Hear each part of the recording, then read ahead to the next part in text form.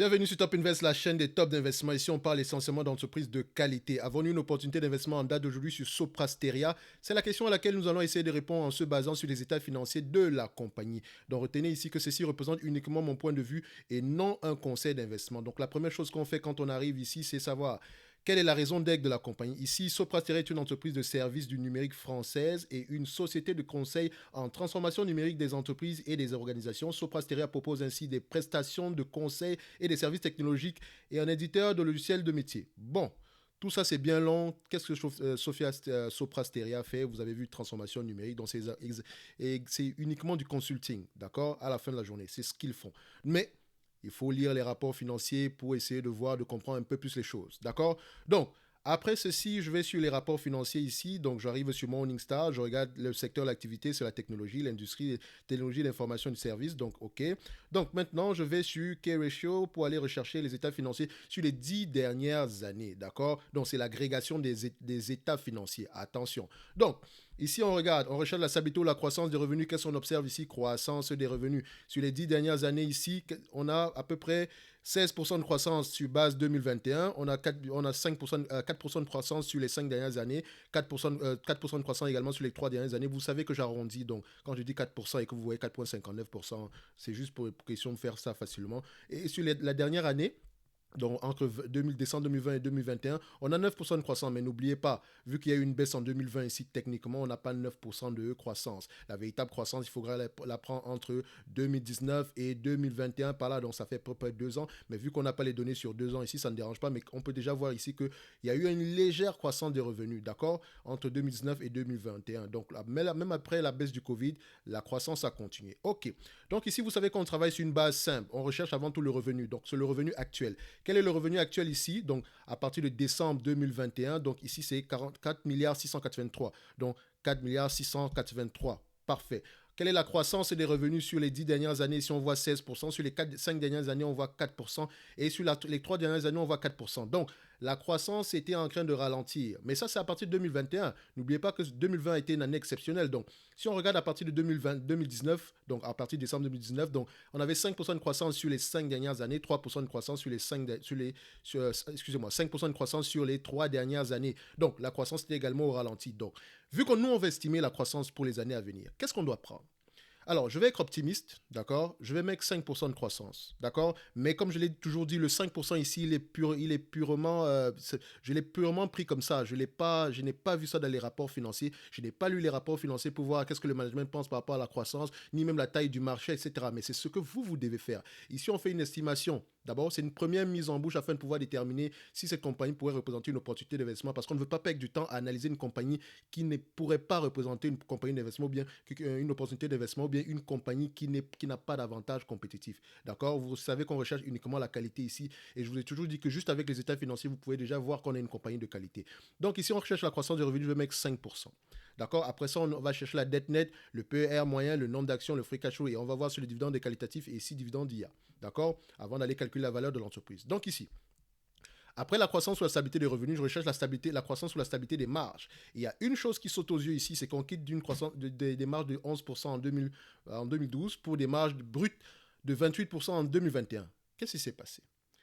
C'est pas normal. Vous constatez que les marges ne montent pas aussi brusquement parce qu'entre 2018 et 2019, on a des marges brutes de 10% en 2018 pour avoir des marges brutes de 27% en 2019. C'est pas normal.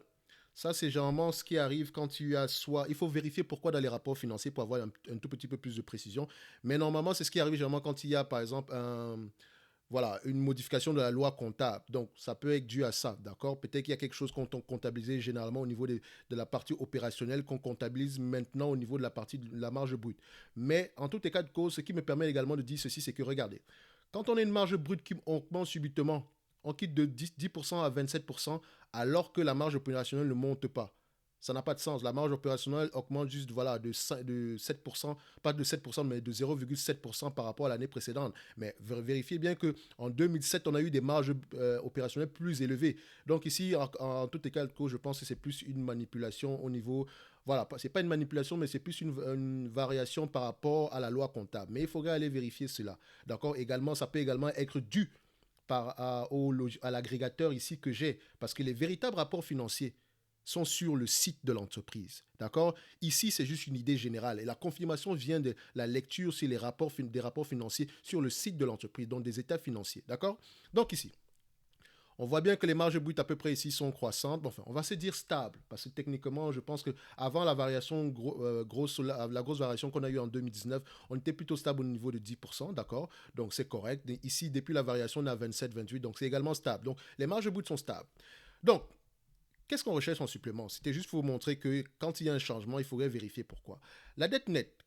Maintenant, on recherche la dette nette. Donc, pour la dette nette, ici, je vous ai montré, pour aller rapidement, vous allez sur le site de Soprasteria, sur Yahoo Finance, et vous allez sur statistiques, vous faites valeur d'entreprise moins la capitalisation boursière.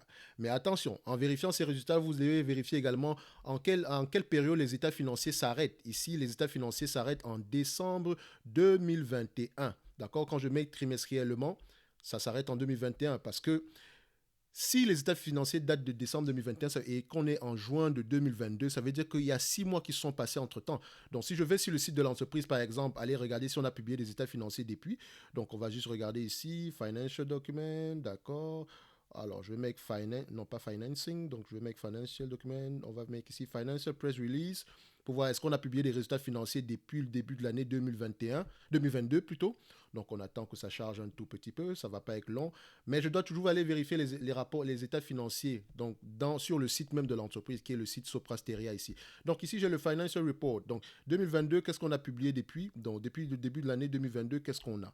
Alors, Financial Press Release, Combined General Meeting, 1 June, vote, juin 2022, Revenue of First Quarter 2022.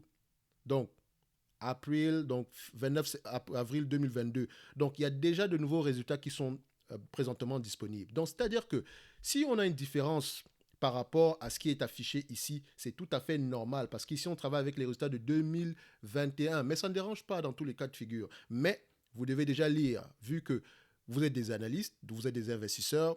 À chaque fois qu'une entreprise qui vous intéresse publie des résultats financiers, vous devez aller lire ces résultats financiers-là. Si vous possédez l'entreprise, vous devez aller lire ces résultats financiers-là. D'accord?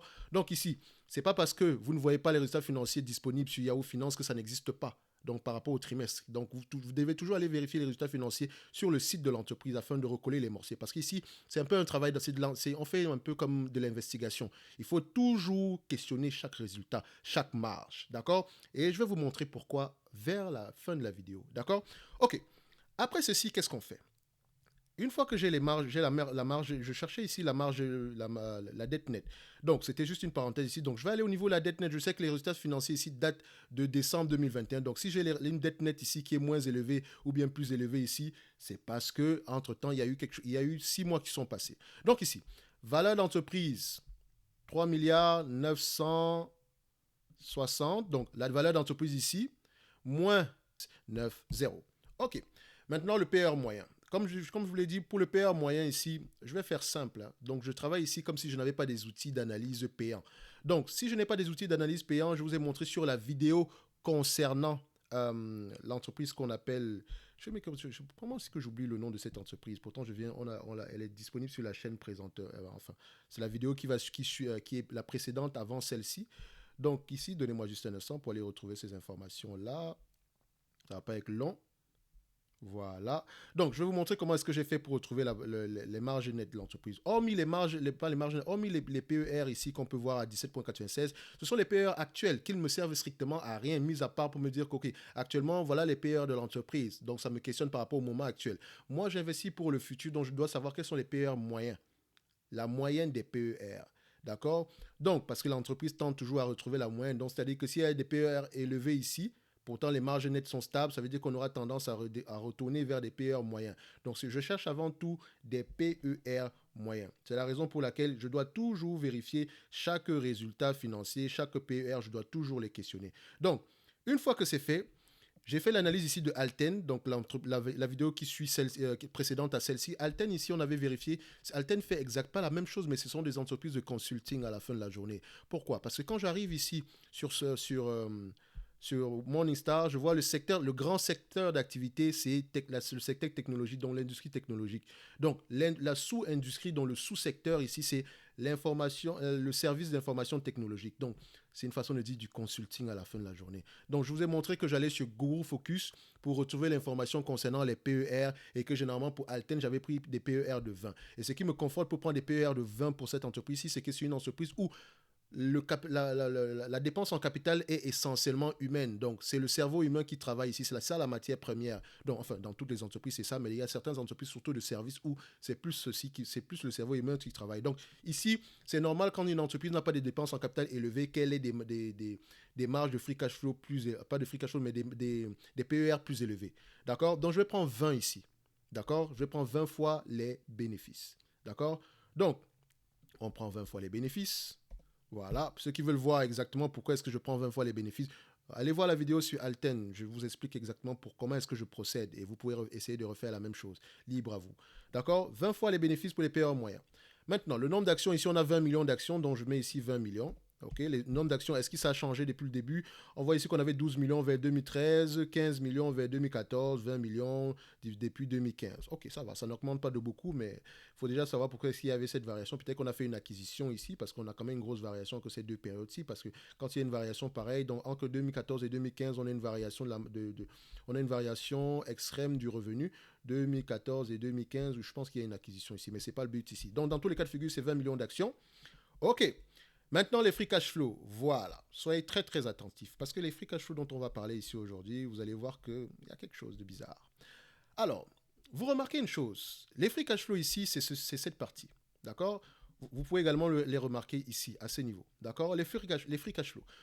La marge des free cash flow ici, qui est en pourcentage ici, d'accord? Attention, nous sommes ça, c'est sur les 12 derniers mois. Donc, c'est la même chose que ça. Donc, attention. Vu que les résultats financiers ici datent de décembre 2021, donc c'est tout à fait normal qu'on ait le même chiffre ici. Mais si on avait des résultats financiers datant ici voilà, par rapport au trimestre précédent, on allait juste les mettre les ajuster par rapport aux 12 derniers mois. Donc, ici, on a 8% en termes de marge de free cash flow. 8% ici. Je vous ai dit que j'arrondis toujours. 8% ici, 8% ici, 4% en 2018, 4% en 2017, 4% en 2016, 2% en 2015. Qu'est-ce qui s'est passé entre 2018 et 2019? Regardez ceci. On a une variation de la marge brute. Et dès qu'il y a une variation de la marge brute, on commence à avoir des free cash flow très, très élevés. Pourquoi? Est-ce que je dois prendre des free cash flow de 8% ou bien je dois aller rechercher pourquoi est-ce que les free cash flow sont peu élevés? Donc, admettons ici que les free cash flow sont de 8%. On doit comparer par rapport à la marge nette. Quand je regarde par rapport à la marge nette ici aujourd'hui, et je vous assure que voilà, la marge nette, voilà, ici au niveau de la marge nette, on a 4%, 2%, 3%, 3%, 4%, 4%, 2%, 4%, 5%. Pourquoi? Parce que si je prends des free cash flow ici de 8%, d'accord, qu'est-ce que ça va me donner? Admettons que je prends des free cash flow de 8%. Et je vais revenir sur ces free cash flow-là. 8%. J'ai tous les éléments nécessaires pour faire le calcul de notre valeur ici, de la valeur de l'entreprise ici. D'accord? Une fois que j'ai ces éléments-là, je viens ici. Je me rends que mes données, attention, ici, je vais mettre Sopra Steria. Donc, SOP. SOP. Alors, je prends ici celui de Euronext Paris. D'accord? Et une fois que j'ai Euronext Paris, j'arrive ici. Voilà. On est à ce niveau-ci. Donc, une fois que je suis ici, je mets... Ici, ce n'est pas EBITDA ni valeur d'entreprise. Ici, ce n'est pas EBITDA non plus. Ici, c'est PER. Ici, c'est Free Cash Flow. Donc, on a pris 20 fois les bénéfices. D'accord? 20 fois les bénéfices, 20 PER de 20. C'est ce qu'on a pris. On va mettre 20, 20, 20. Ici, vous constatez déjà que la dette nette qui est à ce niveau-ci est de 517 millions. Pourtant, la dette nette que nous, on avait calculée ici est à peu près de 690 millions. Donc, peut-être que c'est ajusté par rapport au dernier trimestre, mais dans tous les cas de figure, il n'y a pas une grosse variation. Donc, ça, voilà, il y aura une différence de la valeur ici. Si vous faites que 600, à peu près 70 millions ici, si vous disiez 70 millions ici par le nombre d'actions, ça fait à peu près 3,5 $ de différence. Mais ou 3,5 € de différence. Mais on ne cherche pas à avoir précisément raison, on cherche à avoir le moins de tort possible. Ça reste une estimation. De toutes les façons, une estimation, c'est un intervalle de valeur. Donc, entre 100 $ et 120 $ à la fin de la journée, c'est à peu près la même chose. Même s'il y a une différence de 20%, c'est l'estimation maintenant, dépendamment des paramètres que vous allez prendre. Donc, une fois que j'ai ceci, je rentre ici au niveau des marges des free cash flow. D'accord? Donc, une fois que je suis au niveau des marges de free cash flow ici, qu'est-ce que je recherche? Ici, on avait trouvé des marges de free cash flow de 8% sur un revenu de 4 milliards 683. Alors, 4 milliards 683, 8% de 4 milliards 683 ici, ça donne ceci. Ça donne ici 374 millions. Donc, je vais arrondir à 375 millions. D'accord? 375 millions. D'accord? Si il n'y a pas de croissance et que l'entreprise présentement a des marges de 8% sur un revenu de 304, sur un free cash flow de, enfin, a des marges de 8% sur un revenu de 4 milliards, 4 milliards 683 millions, ça donne ici des free cash flow de 375 millions. 20 fois les bénéfices, ici, moins la dette nette divisée par le nombre d'actions, vous tombez ici à peu près sur une valorisation aux alentours des 300 euros. C'est beaucoup, n'est-ce pas? 344 euros. Actuellement, l'entreprise cote à 165 euros. Waouh! D'accord? Si on continue maintenant en ajoutant une croissance des revenus, ici on avait estimé qu'on avait ici 4 milliards 683, croissance de revenus de 5% sur les 5 prochaines années, ça revient ici à faire 1,05, exposant 5, ça nous donne ici 5 milliards 976. Si on prend 8% de 5 milliards 976 ici, ça nous donne 478 millions. On prend ici, on met 478 millions. Ça nous donne ici 20 fois les bénéfices sur 20 fois 478 millions ici, moins la dette nette ici divisé par le nombre d'actions, ça vous donne ici 446 euros l'action. Ça commence à devenir bizarre.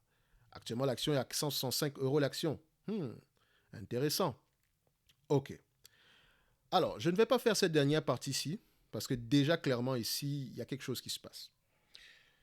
Si je vous disais que les free cash flow actuels ne reflètent pas la rentabilité réelle de la compagnie. D'accord?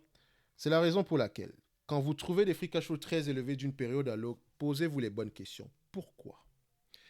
Et le pourquoi maintenant, quand je vais sur les états financiers de l'entreprise, pour 2000, ça sont les états financiers du mois de décembre 2021, les free cash flow, l'entreprise me donne directement les free cash flow ici, on me donne 264 millions ici, 264,4 millions. 264,4 millions. D'accord?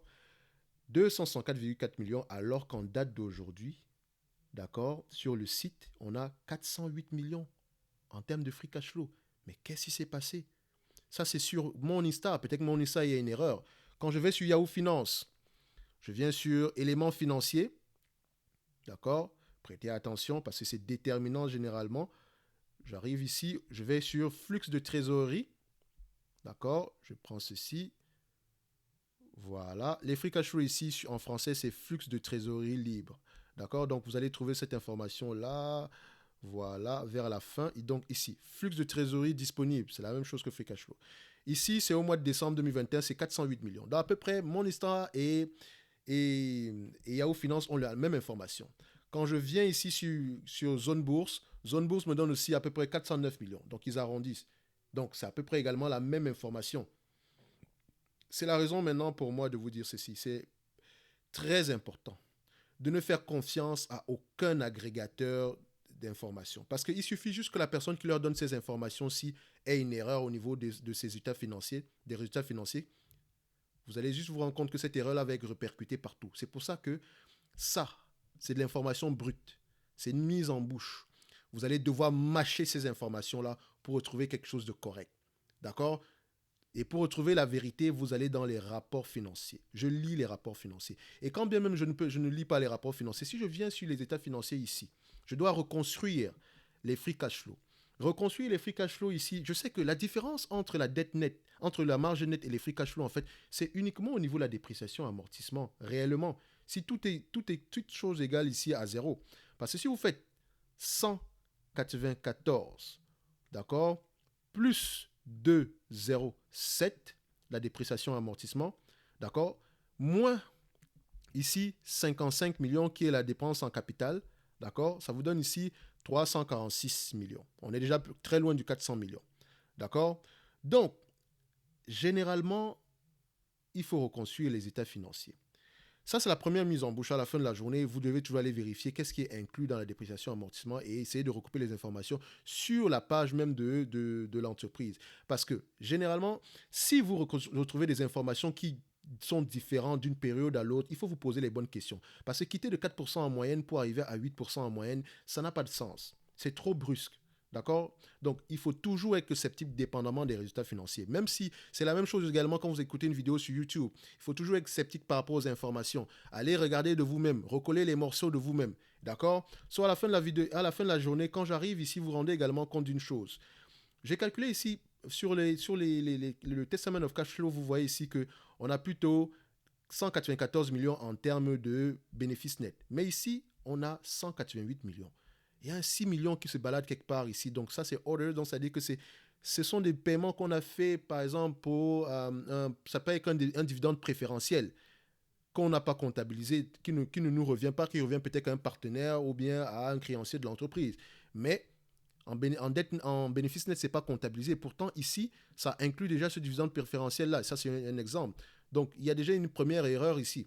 Et ça, vous allez voir sur tous les agrégateurs, ça va être la même chose. La même chose. Donc, posez-vous les bonnes questions. C'est pour ça que si je fais une première analyse, je me rends compte que l'entreprise m'intéresse, elle pourrait représenter une opportunité d'investissement ici et la valeur de l'entreprise se retrouve aux alentours des 344 euros l'action. Je ne me limite pas juste à 344 euros l'action. Je vais lire les rapports financiers pour essayer de retrouver ces informations-là. Parce que je dois être sceptique. Je ne suis pas le plus intelligent du monde. Pourquoi est-ce qu'il y aurait une opportunité d'investissement ici? Qu'est-ce que moi j'ai pu voir que les autres ne peuvent pas voir? Rappelez-vous qu'ils ont les mêmes informations que vous. Mais sauf que certains passent plus de temps sur les rapports financiers que vous. C'est la raison pour laquelle peut-être certaines personnes ont délaissé cette entreprise aussi. Donc, quand on lit les rapports financiers, on se rend compte que, attention, le free cash flow n'est pas le même. Parce que si on prend les résultats financiers le free cash flow de 2021, donc on a ici 264 millions. D'accord? On a un revenu de 4 milliards 683 millions. D'accord? Je sais qu'on parle beaucoup de chiffres ici. Donc, si je fais 264,4 divisé par 4 milliards 683, ça revient ici à 5,64%. Si vous multipliez par 100, 5,64%. Ça commence à revenir à quelque chose de plus plausible. D'accord? Par rapport à ce qu'on a eu l'habitude d'avoir ici sur les free cash flow. Si je prends les résultats de 2019, de 2020 ici, 203, excusez-moi, 203,5 divisé ici par les revenus de 2020, donc qui sont de 4 milliards 262, donc divisé ici par 4 milliards 262, ça vous donne ici 4,77%. Quelque chose qui se rapproche de la moyenne. Parce que la moyenne ici, réellement, pour moi, je pense qu'elle est de 5%. Pourquoi? Parce que si on compte le nombre d'années ici avant la variation, on a 4% ici, 4,55, 4,75, 5%, 4,52%. Mais si on reconstruit, on peut avoir le 5%. Si je suis pessimiste, d'accord, et que voilà, pour moi, ça demande beaucoup de travail, je vais prendre 4%. D'accord? Donc, on va couper la poire en deux. Au lieu de prendre que 4% et 5%, on va prendre 4,5%. D'accord? 4,5%, c'est ce que je vais prendre en termes de free cash flow. Et on revient donc à notre calcul ici, on ajuste tout cela en conséquence. Si les free cash flow qu'on prend ici, on n'a pas confiance par rapport aux résultats de ces free cash flow-là et qu'on reconstruit les résultats, on se rend compte qu'il pourra avoir une certaine variation ici.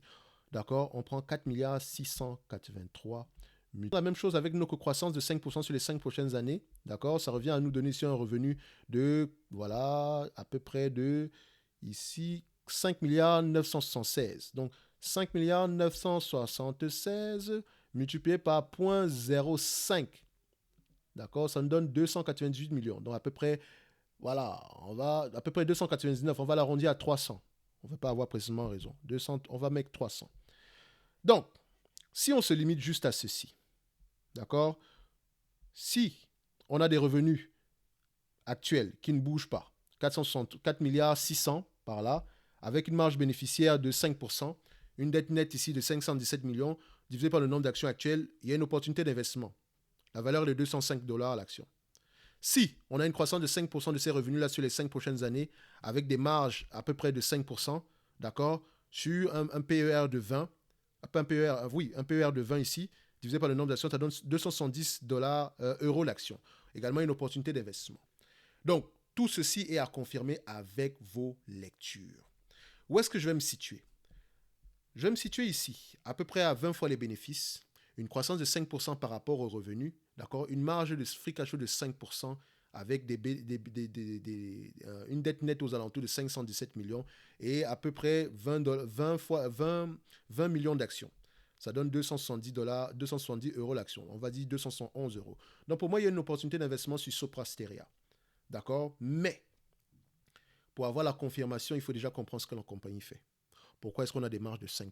Est-ce que ces marges de 5% là sont durables? Parce que quelqu'un de pessimiste, d'extrêmement pessimiste, aurait pu prendre la même croissance ici, mais maintenant avec des marges plutôt de 5%. D'accord? Excusez-moi, de 4%. 4%, c'est à peu près la marge nette qu'on a ici. La marge des free cash flow net qu'on a ici. 4%. Parce que vous allez vous dire une chose. Combien de fois on a eu 4% ici par le passé? Une fois. 2, 3, 4, 5, 6. 6 sur 10. D'accord? Et les free cash flow de 4% au moins. On a eu 1, 2, 3, 4, 5, 6, 7, 8, 8 sur 10. Donc je vais prendre 4%. Je réfléchis comme ça bêtement. Bêtement, c'est pas quelque chose que je vais aller mettre précisément. En fait, je ne veux pas avoir précisément raison, je vais avoir le moins de tort possible. Je ne veux pas me retrouver en train de prendre une marge de 8% alors que ça ne va pas exister. Je ne vais pas me retrouver en train de prendre une marge de 5% alors que voilà, c'est un peu la fourchette à peu près minimum, moyenne. Donc, je préfère prendre le minimum ici qui est de 4%. D'accord? Ça, c'est quelqu'un qui est extrêmement pessimiste. Moi, je suis optimiste sur cette compagnie-ci. C'est pour ça que dépendamment de l'évaluation de tout un chacun, on n'a pas tous le même caractère. Tout dépend de la compréhension de la compagnie, tout dépend de la confiance que vous avez en l'économie dans l'avenir, etc., etc. Donc la valorisation n'est pas la même d'une personne à l'autre. C'est pour ça qu'on vous dit toujours, investir, c'est de l'art. Ce n'est pas une science exacte. Mais si quelqu'un vient prendre 10% de marge bénéficiaire ici alors que ça n'existe pas, il est extrêmement optimiste. C'est-à-dire que si vous venez, vous allez dire, ok, moi je suis pessimiste, je suis à peu près moyen, donc je vais prendre 5% parce qu'on a déjà prévu ça par le passé ici. Donc c'est ça que je vais utiliser. Donc faites très très attention. Donc, quand on arrive ici, je vous ai dit que je prends des marges de 4% ici, admettons que, voilà, on admet que c'est ça avec une croissance de 5% sur les 5 prochaines années. Ici, ça revient ici à faire 5 967 multiplié par 4% ici. Ça nous revient à combien? Ça revient à 239 millions. D'accord? Admettons que je vais prendre le 239 millions ici, donc on va mettre 240 ici pour l'arrondi. Donc je vais le mettre à ce niveau-ci. 240 millions, d'accord? Ça ne change pas grand-chose. Donc ici, on aura 211 dollars à l'action. D'accord? Donc, si on a une croissance de 5% sur les 5 prochaines années avec des marges de 4%, on aura 211 millions d'actions. D'accord? Donc, à la fin de la journée, voilà, la valorisation de cette entreprise va osciller entre 200 et 270 euros l'action. Donc, à la fin de la journée, tout dépend de vos lectures. Tout dépend du degré de confiance que vous avez ici. D'accord? Donc, il faut lire vos rapports financiers. Personnellement, où est-ce que je vais me situer? Je vais me situer ici, aux environs de 5% de croissance sur les 5 prochaines années, des marges bénéficiaires de 5%, un PER de valorisation. D'accord? Si je me rends compte qu'en achetant à 135 euros et que la valeur est peut-être à 200 euros l'action, je sais que je n'ai pas surpayé. Donc à 165 euros, je pourrais dire qu'il y a une opportunité d'investissement, mais ça, c'est en étant optimiste et par rapport aux éléments que je vous ai donnés ici et qui sont essentiellement des éléments financiers. D'accord? Donc, c'est ça que vous devez, c'est un peu comme ça que vous devez jouer avec les chiffres à la fin de la journée, jouer entre parenthèses, parce que tout doit être recoupé par rapport à ce que vous avez sur les rapports financiers ici. Donc, c'est l'occasion pour moi de vous dire que quand vous êtes un investisseur et que vous choisissez de faire du stock picking, c'est la raison pour laquelle les gens perdent sur le stock picking, parce qu'ils se limitent ils se limitent uniquement aux états financiers. Présenter les chiffres, c'est 50% du travail sur une analyse fondamentale. Interpréter ces chiffres-là, faire parler ces chiffres-là, c'est 50% du travail. D'accord? Et ce travail-là est très important. Le 50% chiffre est important, le 40%, le 50% qualitatif est également important. Pourquoi? Parce que si une entreprise m'intéresse et qu'elle a des chiffres qui ne sont pas intéressants, je vais perdre mon temps en allant l'analyser. Sauf si je vais juste accumuler de la connaissance. Mais si une entreprise m'intéresse déjà au niveau des chiffres, qui est le cas de Soprasteria qui m'aide dans n'importe quelle watchlist, si les chiffres m'intéressent, je vais aller recouper les chiffres maintenant sur les rapports financiers, lire les rapports financiers. D'accord? Ici, sur cette chaîne-ci, je ne me limite pas juste aux états financiers, mais j'essaie au moins de vérifier si ces états financiers-là que je vous présente sont un tout petit peu véridiques. Donc, c'est ce que je fais généralement ici sur cette chaîne. Donc, vous voyez généralement que je parle beaucoup sur des vidéos. Parfois, vous allez voir des vidéos de 5 minutes. Mais ces vidéos de 5 minutes-là, sachez que 5 minutes représentent à peu près 1 heure de temps de travail, peut-être même 2 heures de temps. D'accord? Donc, je ne peux pas lire tous les rapports financiers avant de vous donner l'information ici. Sinon, je ferai par exemple, pour vous dire la vérité, je ferai peut-être une vidéo par semaine. D'accord? Ça va représenter 52 entreprises. Or, si je vous parle juste des états financiers, comment je les interprète dépendamment des périodes, vous allez voir que On n'interprète pas tous les états financiers dépendamment d'un analyste à l'autre. Parce que certaines personnes se limitent à l'état actuel. Pourtant, vous voyez que moi ici, j'essaye de prendre toujours la moyenne, tout en essayant de vous expliquer tout ce qu'il y a derrière chaque chiffre. Et comment est-ce que vous pouvez aller vérifier cela. D'accord? Donc, je vous conseille toujours des livres parce que c'est la lecture votre avantage compétitif. Ceux qui n'aiment pas lire, allez acheter les ETF. Ne faites jamais du stock picking si vous vous limitez uniquement aux chiffres. D'accord? Jamais. Sinon, vous n'allez jamais investir avec conviction. Jamais, jamais, jamais. Donc, quand vous avez lu vos rapports financiers et que l'action, par exemple, se chute en bourse, vous savez ce que ça implique. Par exemple, j'ai parlé de Nexity dernièrement.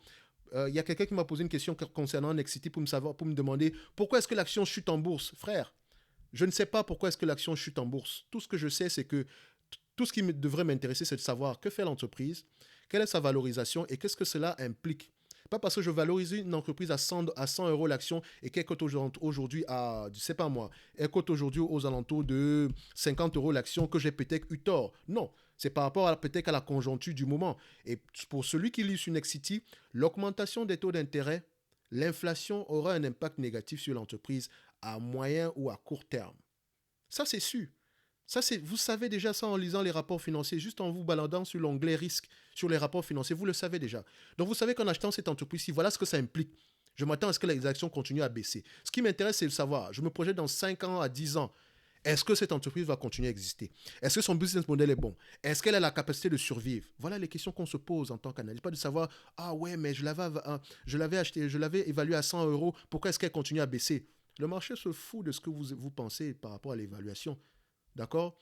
Tout ce qui nous intéresse, c'est de savoir est-ce que l'entreprise continue à bien faire son travail? Est-ce que l'entreprise continue à rapporter de l'argent? C'est ce qui nous intéresse. Donc, je peux acheter une entreprise ici pendant plusieurs années, elle ne fait rien du tout. D'accord? C'est comme, par exemple, il y a une entreprise qu'on appelle Cardinal Health que j'ai acheté depuis plusieurs années, qui ne fait presque rien du tout. D'accord? En termes elle ne bouge pas. Elle ne bouge pas. Pourtant j'ai commencé à accumuler l'entreprise à cette période-ci. D'accord? Mon dernier achat date peut-être d'il y a 1 an sur cette entreprise. Ça ne bouge presque pas du tout. Est-ce que je dors mal? Non. Je connais les risques.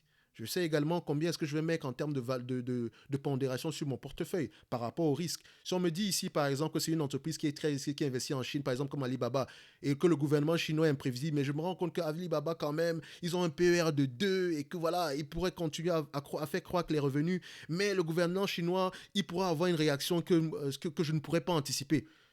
Bon, je vais mettre 1% de mon capital. Je suis prêt à payer 1% de mon capital sur cette entreprise-là. Je connais les risques. D'accord? Donc, lisez vos rapports financiers. Voilà, c'est votre avantage compétitif. C'est vraiment votre avantage compétitif. Si on vous dit qu'il y a des gens qui perdent de l'argent en bourse, ce sont des gens qui ne lisent pas les rapports financiers. Ou bien s'ils ont lu les rapports financiers, ils ont mal évalué l'entreprise ou bien ils ont utilisé des pondérations totalement différentes par rapport aux risques. D'accord? On peut payer pour X ou Y raison. Et ce n'est pas parce que vous êtes en train de gagner de l'argent en bourse que vous êtes forcément le plus intelligent au monde. D'accord? Ce n'est pas parce que tu as valorisé une entreprise à 50 dollars et qu'elle coûte aujourd'hui, par exemple, à 100 dollars qu'elle est forcément sous-évaluée. Qu'elle est forcément surévaluée. Tout dépend des éléments. Ça pourrait continuer à 300, 400, 500 dollars. Mais si toi, ta valorisation est de 50 dollars selon tes éléments et que tu as plus ou moins confiance à ces éléments-là, tu passes à autre chose. Tu passes à autre chose. Si je vous avais fait une analyse de Tesla il y a quelques années, vous vous serez moqué de moi ici aujourd'hui parce qu'entre-temps, mon avis sur Tesla a changé. Pas sur le point de dire que Tesla est sous-évalué, non. Dans le sens où, je vous dirais, Tesla me surprend par rapport à ses marges bénéficiaires. D'accord? Donc, avant, si on veut évaluer Tesla par rapport aux marges bénéficiaires dans le secteur de l'automobile, on devait avoir une certaine valorisation. Mais également, il faut prendre en considération les risques. Il faut également prendre en considération la période actuelle. Il faut également prendre en considération le business model de Tesla, qui est une entreprise qui est, entre parenthèses, verticalement intégrée. Comparé à Toyota. Toyota ne vend pas elle-même ses voitures. Elle livre les voitures aux concessionnaires Toyota qui revendent les voitures et qui se font une légère petite marge. Or, Tesla, c'est la verticalement intégrée. Verticalement intégrée. Donc, à la fin de la journée, ils vendent eux-mêmes leurs voitures. D'accord? Ils essayent eux-mêmes d'offrir, voilà, entre parenthèses, dans certaines, par exemple en Californie, ils offrent des services d'assurance. Et c'est un test. Également, ils ont un service d'abonnement. Par exemple, si vous voulez des jeux, vous allez vous abonner. Si vous voulez, par exemple, la conduite assistée, vous allez vous abonner. Ce sont des avantages supplémentaires. Donc, C'est le cas pour moi de vous dire également ici que vous constatez que cette chaîne ici grandit très très vite, d'accord? Mais c'est pas comme si je gagnais des tonnes d'argent également.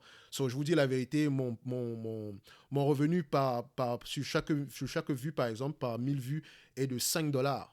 5 dollars 5 dollars par là. Donc vous constatez ici que si j'ai fait 27 000 vues, admettons, parce que j'ai été monétisé depuis, voilà, ça peut être un mois, techniquement, je n'ai pas dépassé 150 dollars. Et ce n'est pas comme ça la même chose. Ce n'est pas comme ça à chaque fois. So, je fais beaucoup de vidéos et c'est l'occasion, par exemple, pour moi de vous demander ceci.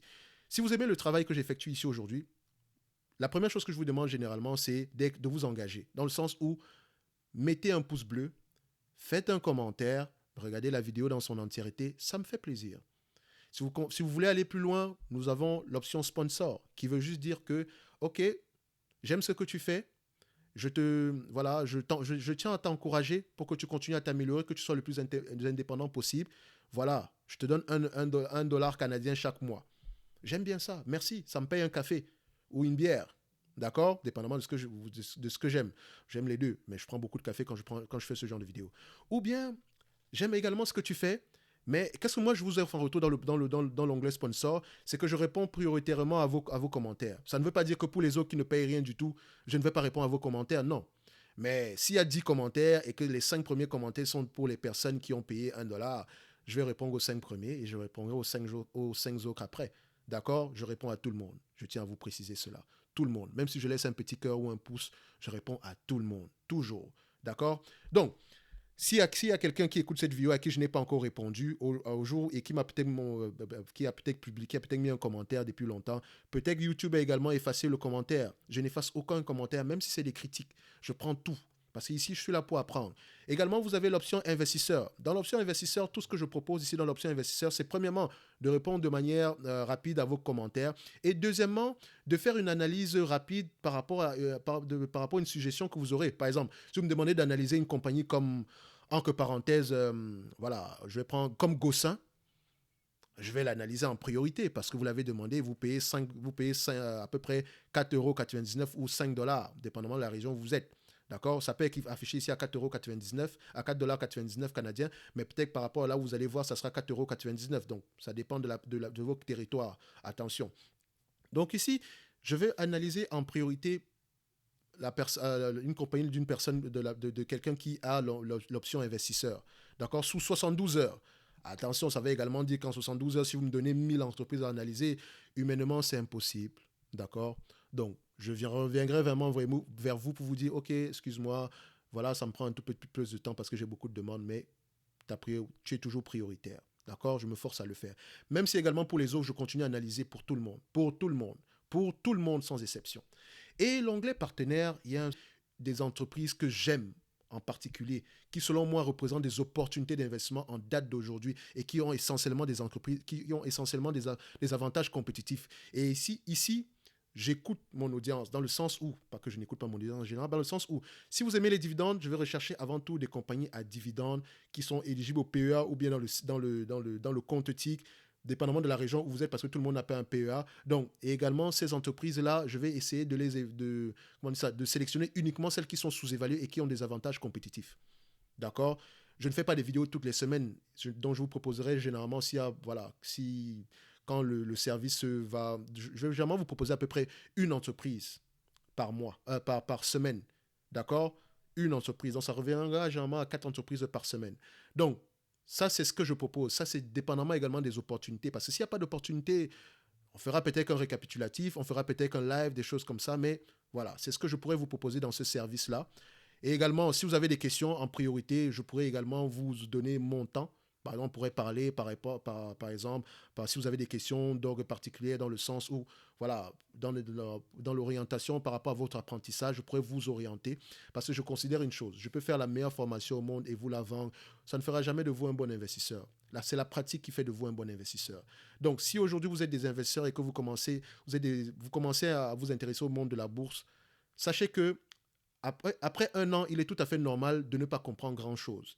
Mais si vous comparez vos résultats par rapport au début, vous allez vous rendre compte que vous avez quand même mis un pied devant l'autre. D'accord? Donc, je pourrais vous proposer ici mon assistance dans le sens où je vous facilite, entre parenthèses, le travail en vous proposant uniquement des entreprises qui sont sous-évaluées selon certains critères et je pourrais faire une vidéo récapitulative et on pourrait faire par exemple voilà, un live pour parler de l'entreprise en particulier. D'accord? Ça, c'est ce que je pourrais réserver à l'onglet partenaire. Donc, vous êtes mes partenaires. Et qu'est-ce que je fais avec cet argent? Bah, je fais pas, voilà, je ne vais pas acheter une Ferrari ni quoi que ce soit. C'est juste pour me permettre d'acheter du matériel, pour me permettre peut-être de déléguer, par exemple, les services de montage. Parce que vous allez remarquer que mes premières vidéos, j'essayais de faire un montage, mais c'est pas comme ça que je conçois, en fait. Ça me prend trop de temps. Moi, j'aime lire, j'aime m'informer sur les compagnies et je sais que le monde de la bourse bouge beaucoup.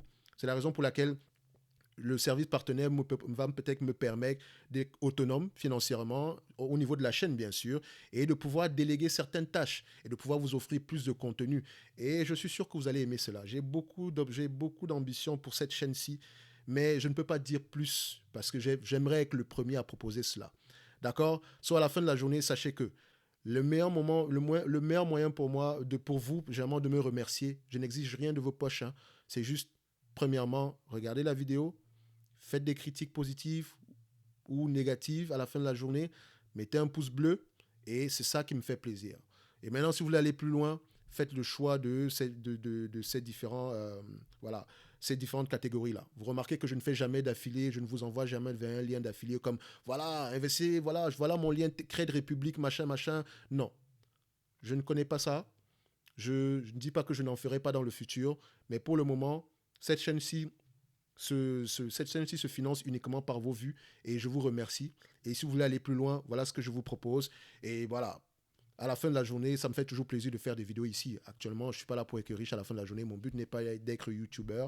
D'accord? Il est un tout petit peu plus élevé que ça. Mais vous verrez, je parlerai de moi sans doute dans les années à venir et vous saurez exactement pourquoi est-ce que j'ai fait cette chaîne-ci. Dans tous les cas de figure, merci d'avoir pris le temps de m'écouter jusqu'à ce niveau-ci. Si vous aussi vous êtes arrivé à ce niveau-ci, dites-moi dans les commentaires que oui, je suis arrivé à ce niveau-ci. Et franchement, Thierry, ton sponsoring, c'est de la merde. J'ai pas 1 euro pour toi ou bien j'ai pas $1 pour toi. À la fin de la journée, ça me fera toujours plaisir de voir vos commentaires, d'accord? So, on est là pour s'amuser, on est là pour apprendre surtout. Et n'oubliez jamais, questionnez toujours les états financiers. Aujourd'hui, pour moi, Soprasteria représente une opportunité d'investissement. D'accord? Ça, c'est selon ce que j'ai vu de la compagnie. Elle mérite être dans n'importe quelle watchlist et je vais la mettre dans une watchlist. D'accord? Donc, n'oubliez jamais, la watchlist de la chaîne va être ici, au niveau de la playlist. Je vais mettre la watchlist ici. D'accord? Donc, si cette entreprise-ci me plaît, je vais la mettre dans cette watchlist. Donc, c'est une entreprise que j'aimerais posséder. Tout ce qui est ici, ce sont des entreprises que j'aimerais posséder personnellement. Et vous savez que mon critère principal, c'est la qualité. Avantage compétitif, avant tout, stabilité des revenus, stabilité des marges, dette correcte. D'accord? Donc, si vous retrouvez une entreprise dans cette watchlist, ça veut dire qu'elle me plaît. Ça veut dire qu'elle mérite d'être dans mon portefeuille ou bien une compagnie. Vous ne regardez pas généralement la vidéo, sauf par exemple pour Amazon, qui est une belle, voilà, qui est une belle compagnie. So, également, Warner Bros. Est sous-évalué. Je possède cette entreprise-là. Et c'est l'occasion pour moi de remercier un abonné ici qui m'a donné l'information. Je recherchais une information aussi concernant un, voilà, je vous avais dit qu'il y avait quelqu'un qui était une personne clé dans cette entreprise-ci. D'accord? Et la personne en question, je l'ai mis ici, quelqu'un m'a permis de retrouver cette information, c'est John C. Malone. Donc, merci à Vincent. La personne, il s'appelle John C. Malone et c'est vraiment quelqu'un, voilà. Vous parlez de Warren Buffett? Lui, si vous regardez ses performances, c'est pas un investisseur dans le sens de, voilà, dans le sens de, il n'a pas de hedge fund ni quoi que ce soit, mais si vous reprenez toutes les entreprises dans lesquelles dans lesquelles il s'est impliqué, il a des rendements tout simplement extraordinaires. Si vous pouvez lire sur lui, lisez. Parce que c'est comme ça qu'on apprend. C'est comme ça qu'on apprend. Lisez sur lui. Sa compagnie s'appelle Liberty Global. Et dans Liberty Global, vous allez voir qu'il a investi dans plusieurs entreprises. Par exemple, la Formule 1. Il a acheté la Formule 1. Il a investi un tout petit peu partout. Et c'est quelqu'un, si vous voulez apprendre dans le monde des investissements, il ne suffit juste pas de lire les états financiers ou bien de vous intéresser aux entreprises en particulier. Lisez également sur les leaders. Parce que je dis souvent une chose. Si vous avez une entreprise extraordinaire avec un leader extraordinaire, vous aurez des résultats extraordinaires. D'accord? Par exemple, en investissant dans une compagnie comme Microsoft, regardez à quelle période Satya Nadella est arrivé et regardez ce qu'il a fait jusqu'à aujourd'hui. Regardez quand Steve Ballmer a pris le pouvoir dans Amazon, dans Microsoft. Regardez quand il a quitté le pouvoir, regardez ce qui s'est passé. Presque rien du tout, mais il est multimilliardaire. Je ne dis pas qu'il n'a rien fait pour Microsoft, mais un manager exceptionnel dans une entreprise, c'est un manager exceptionnel dans une entreprise exceptionnelle que vous allez acheter à bon prix, c'est le home run. D'accord? J'avais également de la critique par rapport à Tim Cook, qui est le manager, qui est le CEO de Apple. Franchement, si j'avais parlé ici de Tim Cook, il y a quelqu'un qui me connaît sur cette chaîne qui sait exactement ce que je disais de Tim Cook il y a quelques années. J'espère qu'il va suivre cette vidéo aussi. Et aujourd'hui, je tiens à dire que Tim Cook est un opérateur extraordinaire. Parce que ce qu'il est en train de faire avec Apple, même moi, je ne l'ai pas vu venir. Et je regrette d'avoir vendu mes actions d'Apple. Et je tiens à vous mentionner que j'ai acheté des actions d'Apple en 2016 par là. Et je ne parle jamais de mes actions d'Apple parce que voilà, tout le monde peut avoir acheté telle entreprise en X années. Le plus important, c'est quelle entreprise tu achèteras aujourd'hui. C'est ça qui compte. On me demande toujours, mais manque-nous ton portefeuille. Ça ne sert à rien que je vous manque mon portefeuille parce que ça ne vous apprend rien du tout. Je préfère vous dire que voilà une compagnie qui m'intéresse et je vais l'acheter. D'accord? Donc ça, je préfère que de vous dire que j'ai acheté cette compagnie, j'ai gagné de l'argent dessus. Tout le monde peut gagner de l'argent dans le passé. Ce qui compte, c'est le présent. C'est comment est-ce que tu analyses une compagnie par rapport à aujourd'hui. Et je ne vous montre pas que la logique, voilà, elle coule de source. Investir uniquement dans la qualité. Si pour revenir à Tim Cook, c'est un opérateur exceptionnel. Il a en de verticalement intégré Apple. Je dis bien verticalement. Donc, à la fin de la journée, si Apple dépense énormément pour les puces, ils vont essayer de produire leurs propres puces. Et c'est ce qui arrive aujourd'hui. Aujourd'hui, vous avez suivi Apple Pay va commencer à rentrer dans le domaine du crédit en offrant à certains abonnés aux États-Unis, à certains utilisateurs de Apple, voilà, la possibilité de payer en 4 fois. C'est qui rentre dans le terrain de jeu de PayPal. C'est qui rentre, par exemple, dans le terrain de jeu, entre parenthèses, de Visa. Donc, il faut lire les rapports financiers. Il faut comprendre l'entreprise. Je suis, entre parenthèses, passionné par les business models des entreprises. D'accord? Il y a des business models, en fait, quand vous les voyez repliqués ici aujourd'hui, vous vous dites juste que mais c'est logique. Par exemple, est-ce que vous connaissez le business model qu'on appelle Razor Blade? La stratégie Razor Blade. La stratégie Razor Blade est appliquée un tout petit peu partout, par exemple, par les vendeurs d'imprimantes. On vous vend l'imprimante, mais en réalité, l'imprimante ne coûte pas cher, c'est la recharge qui coûte cher. Quand on vous vend une lame de rasoir, c'est pas la lame de rasoir qui coûte cher, c'est la recharge qui coûte cher. Soit à la fin de la journée, quand vous remarquez qu'il y a des entreprises dans les business models, par exemple, le Razor Blade Strategy, vous allez voir une entreprise comme Intuitive Surgical, d'accord, qui vend un robot qu'on appelle le Da Vinci. Et ce Da Vinci-là, en fait, en réalité, le robot ne coûte pas cher. Enfin, il coûte quand même presque $1 million. Mais ce sont les consommables qui coûtent cher. La maintenance qui coûte cher. C'est la même chose avec les compagnies comme, par exemple, les ascenseurs. Est-ce que vous savez que ce n'est pas n'importe quelle compagnie qui peut réparer un ascenseur?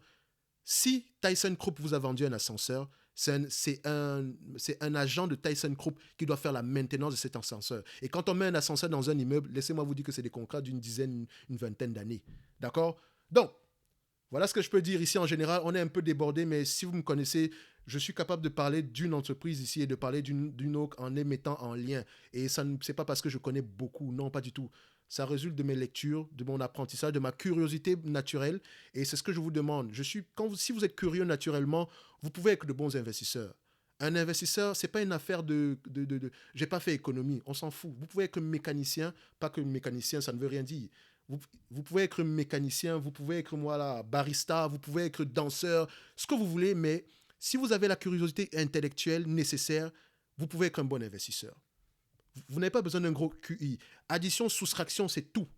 À la fin de la journée, il faut lire, comprendre l'entreprise et connaître les risques, essayer d'anticiper les choses. Donc, la vidéo est trop longue ici aujourd'hui. Excusez-moi d'être allé aussi loin, mais je suis comme ça. Donc, c'est la raison pour laquelle j'ai arrêté de faire du montage parce que j'aimerais être libre quand je parle. Et c'est comme ça que je fais généralement. Donc, merci de me soutenir. Merci de regarder la vidéo jusqu'à la fin. Je m'excuse encore si elle est très, très longue. Si elle est très, très longue. J'espère que vous allez trouver votre satisfaction avec cette vidéo aussi. Et Soprasteria, j'aime bien cette entreprise. Elle mérite d'être dans ma watchlist. Si elle vous intéresse, sachez que pour moi ici, j'estime que cette entreprise vaut aux alentours selon les éléments que j'ai pris ici, aux alentours des 270 € l'action. Donc, je vais la mettre dans le cadre des top invest. Donc, en termes d'entreprise ici, je vous dirais que je n'ai pas parlé du dividende et je n'ai plus le temps de parler du dividende ici. Je vous dirais juste que le dividende ici est safe. Pourquoi est-ce que je pense qu'il est safe? Parce que si vous prenez ici un dividende ici qu'on verse à 2 € ici, donc ce dividende-là, si on vous le verse ici, si on vous donne la totalité des free cash flow en termes de dividende ici aujourd'hui, donc on va juste faire le 9 € ici aujourd'hui par rapport à ce qu'on a, divisé par le prix de l'action en date d'aujourd'hui. Donc, je vais prendre le prix de l'action pas identique ici. Donc, l'action ici cote aux alentours des 165 $ l'action. Donc, ici, divisé par 165, ça veut dire que si on me reverse la totalité des dividendes en termes de free cash flow, j'aurai ici un rendement de 5%.